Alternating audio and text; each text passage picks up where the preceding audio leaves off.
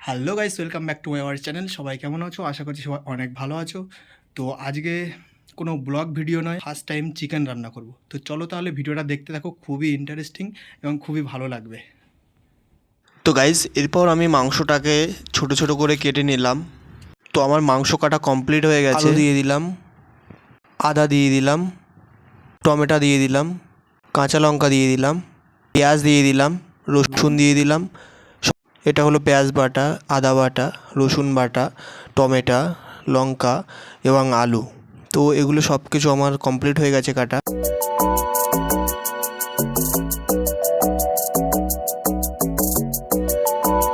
তো গাইজ এরপর আমি পরিমাণ মতো এতে দিয়ে দেবো লঙ্কার গুঁড়ো, পরিমাণ মতো হলুদ গুঁড়ো আর পরিমাণ মতো লবণ।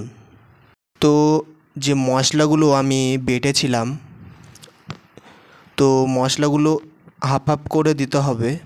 1 চামচ করে আমি দিচ্ছি। তো 1 চামচ আদা বাটা দিলাম, 1 চামচ পেঁয়াজ বাটা দিলাম, 1 চামচ রসুন বাটা দিলাম আর 1 চা চামচ লঙ্কা, কাঁচা লঙ্কা দিলাম।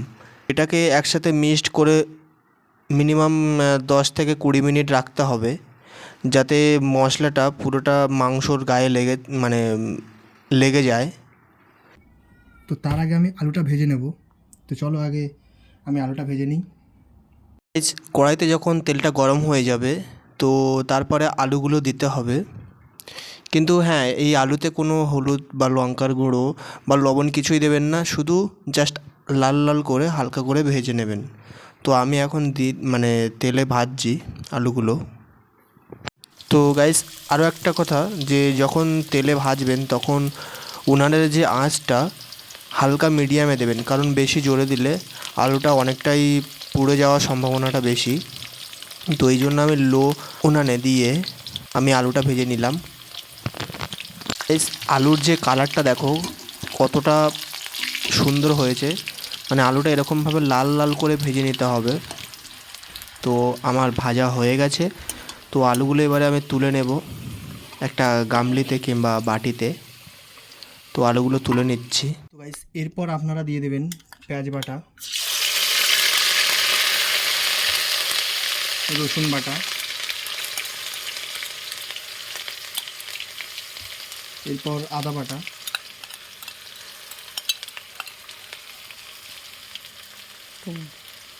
টমেটোও দিয়ে দেবেন। তো গাইস, আমার চ্যানেলটা কোনো রান্নার চ্যানেল নয়, আমি এমনি ভিডিও করলাম, কারণ আজকে মা বাড়িতে নেই, তাই আমি নিজের হাতে রান্না করলাম।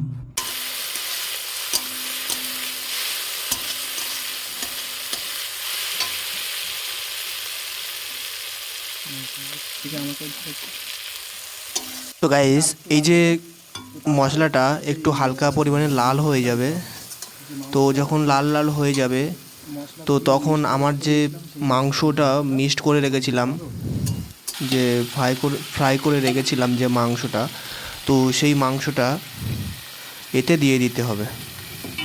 তো গাইস, মাংসটাকে 10 থেকে 20 মিনিট একটু কষাতে হবে।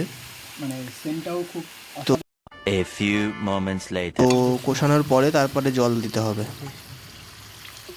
তারপর 10 থেকে 20 মিনিট ঢাকা দিয়ে রাখতে হবে। 15 মিনিট। গাইস, আমার 15 মিনিট হয়ে গেছে।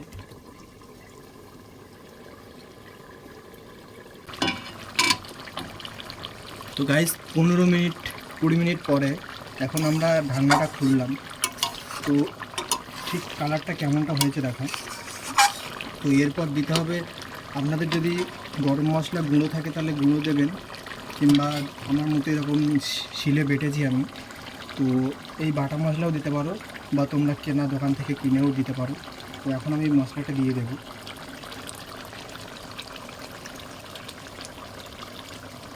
একটু নাড়াচাড়া করে তারপরে ঢাকা দিতে হবে। ঢাকা দিয়ে দিলাম।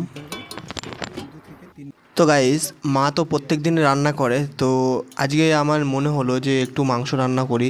আর এমনিতেও মা আজকে বাড়িতে নেই, তো এই জন্য আমি মাংস কিনে এনে রান্না করলাম মাংসটা।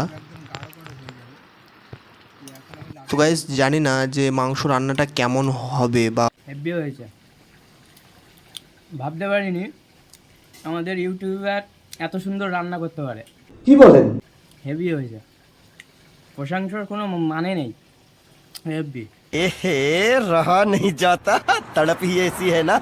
नहीं नहीं it's okay, it's okay, it's okay. আপনারা কি সেলেক্ট করেন চিকেন রাখতে? তো গাইস এই ছিল আজকের রান্নার ভিডিও। তো ভিডিওটা অনেকটাই মজাদার ছিল। তো আবারও দেখা হবে নতুন কোনো ভিডিও নিয়ে। তো ততক্ষণ জন্য সবাই ভালো থেকো।